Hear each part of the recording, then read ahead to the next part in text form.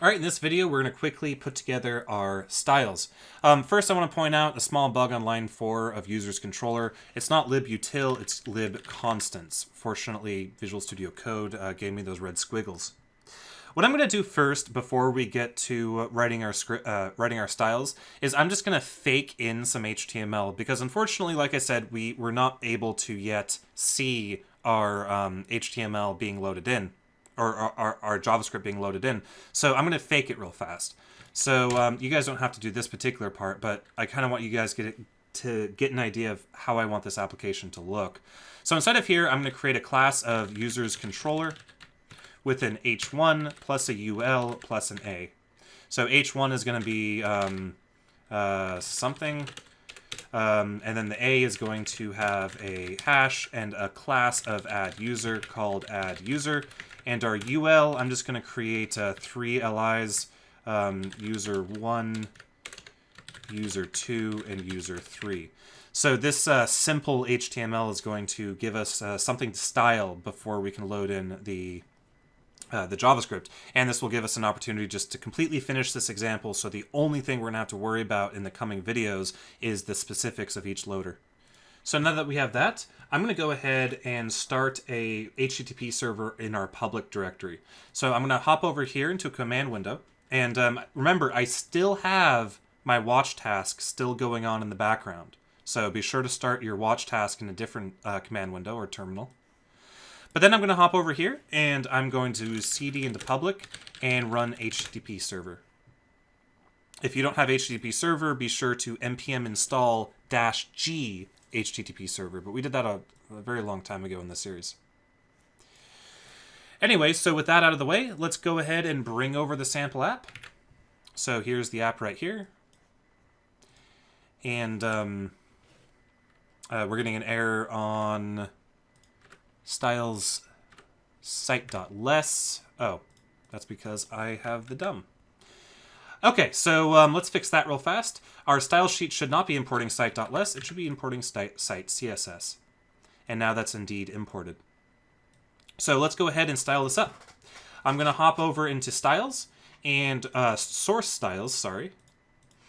And let's go ahead and put together some basic variables here at the top. They should look fairly familiar if you watched the last video. Say page width. Let's do 400px. Background of 1E, 1E, 1E. And then we'll do a font color of C8, C8, C8. And then we'll do a, we're going to do a color accent of that nice little blue color that I literally stole right off code right here, which is going to be 007 ACC. And I'm going to do a color delete, which is going to be a nice red color. FF2F00, and then I'm going to do our font family of Verdana and Arial. Then I'm going to open up a body, and inside of my body, I'm going to go ahead and give it a background of background. I'm going to give it a color of font color, and I'm going to give it a font family of font family. And I'm going to give it a font size of 12 pixels. Then for my mount node, I'm going to give it a width of page width and a margin of auto. So let's see if that works, and it does. So then what I'm going to do is I'm going to import users.less. So I'm doing this on purpose in this example, and the reason for that is some of our module loaders that support importing CSS actually have some really interesting behavior when we import additional less files or additional CSS files. And by doing this, we'll have an opportunity to play with that functionality in the series. So let's go ahead and create our users.less. So under styles, I'm going to create users.less. Now inside of users.less, I'm going to create a variable called border color, which is simply going to be 383838. And then I'm going to say users-controller. I believe that's the class name I put there, right? Is it? Users controller, yep. And then I'm going to say margin top is 10 pixels. Border is going to be 2 pixels. Solid border color. Then I'm going to say direct descendant h1.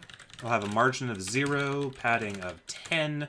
he will have a background of border color and a font size of 14 pixels and a font weight of normal. Then I'm going to do a greater than UL to select that UL. I could actually be a little bit more specific because I do think I gave it a class. No, I didn't. So I'll just grab a direct descendant UL selector. Give it a padding of 0, a margin of 0, a list style of none.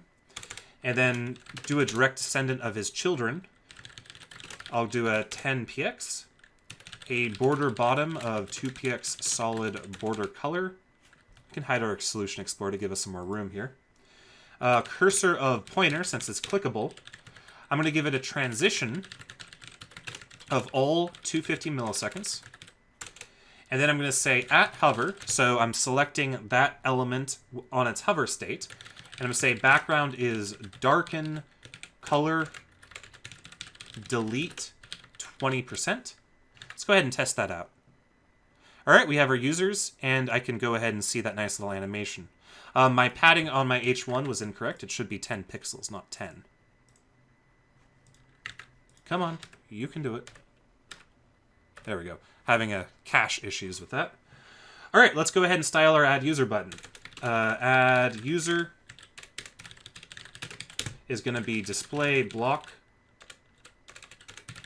He's going to have a background of darken color accent 10%, a color of white, a padding of 10, and a text, 10px, and a text decoration of none. And then his hover state is simply going to do the background color accent. We could also give him a transition too. So a transition of all 250 milliseconds. And if we do that, and be sure to hard refresh so we clear the cache, we now have our application styled. So we have our add user button and our users. It doesn't do anything yet because, again, our JavaScript isn't being loaded. Okay, so yeah, I hope you guys... I really do encourage people to follow along, type this out, get this into your muscle memory. But if you don't want to, you can go ahead and download a zip file which contains this application. Now remember, when you do download this application, I am not going to be including Node modules. Because of that, when you download this application and put it into a directory, you'll have to run an npm install command in order to get it to work. So before we move on, let's go ahead and nuke out all of this HTML that we used to style the page. So I'm going to hop over into our index.html file, and I'm going to nuke all this stuff out and replace it with just loading right there. And then come over here and refresh, and now we have our nice little loading message. So our loading message will then get replaced by our users controller when we start the application. So that is our example application. So the next thing we're going to do is we're going to hop over and learn about require.js and actually get this to run. So we'll see you guys in the next video.